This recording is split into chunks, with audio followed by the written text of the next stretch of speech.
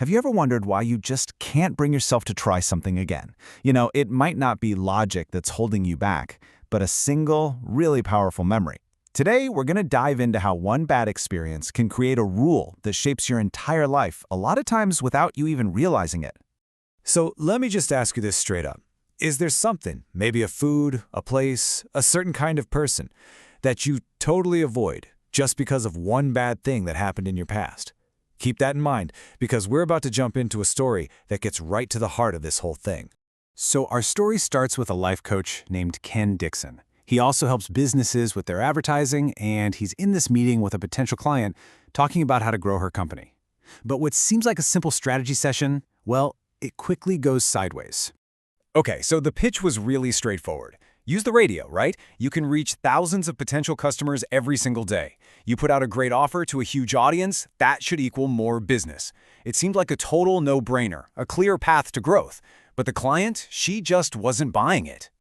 What happened next was this conversational stalemate. For every point he made about reaching new customers, she came back with a concern about wasting money. Every time he suggested a great message, she'd question how you'd even measure if it worked. He literally had an answer for every single objection, but they were just going in circles, getting absolutely nowhere. And this is where it gets really interesting. Once every logical, business-related reason had been shot down and answered, the client kind of ran out of arguments. The stalemate was finally broken, not by some new fact or figure, but because the real reason finally came out. And you know what? It had nothing to do with advertising at all. That's when the client shared a story, a really painful memory from her past that was still, all these years later, calling the shots in her life today. So get this. 20 years ago, she was a new mom, and she got cornered by this super aggressive door-to-door vacuum salesman. He pressured her into buying this vacuum cleaner she did not want and definitely could not afford. The sale left her with this huge debt that took her years to pay off. And that one single encounter, it left a really deep scar.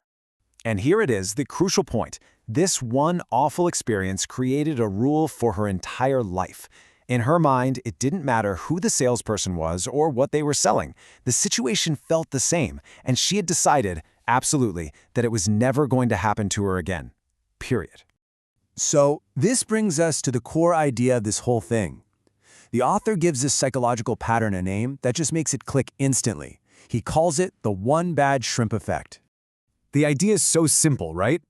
It's like you eat one piece of bad shrimp, and you decide, that's it, I'm never eating shrimp again. Ever.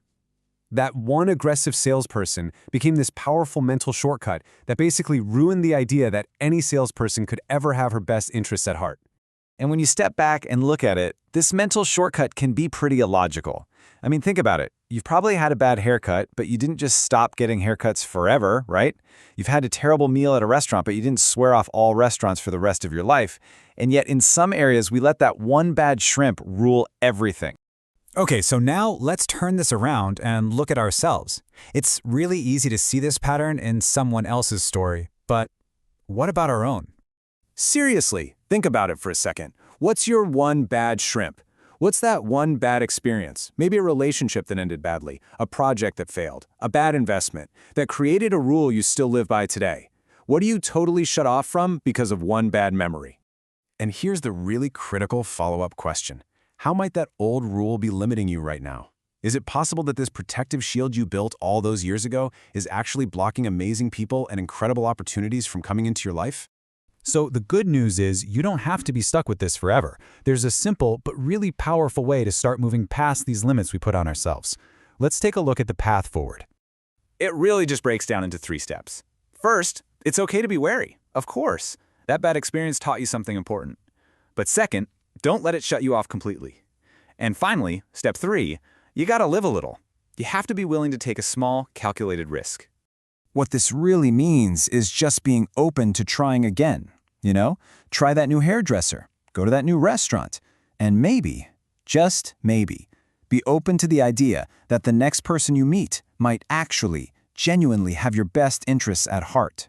So we'll end on this thought. Your past experiences are totally valid, but they don't have to be a life sentence.